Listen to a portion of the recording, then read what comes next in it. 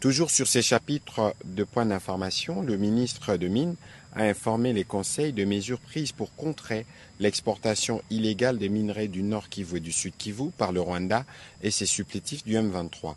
Au nombre de ces mesures, il y a la déclaration des Rouba et Nambiboué comme sites miniers rouges, l'exigence de la suspension de l'octroi des certificats CRGL aux exportations rwandaises, l'exigence de la saisie et de la confiscation des minerais exportés à partir du Rwanda.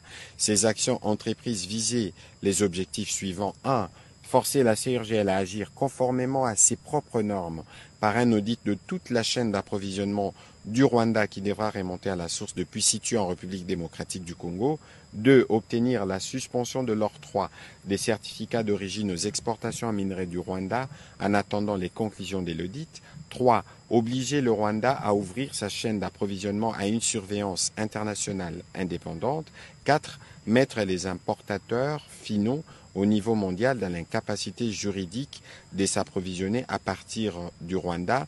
Le ministre de Mines a salué la série de réactions positives des différents acteurs internationaux à la suite de ces actions menées, notamment les sanctions contre James Kabarebe et les porte-paroles du mouvement terroriste M23, ainsi que la décision du Conseil de l'Union européenne visant les réexamens du protocole d'accord sur le minerai stratégique avec le gouvernement rwandais. Le Conseil a pris acte de cette note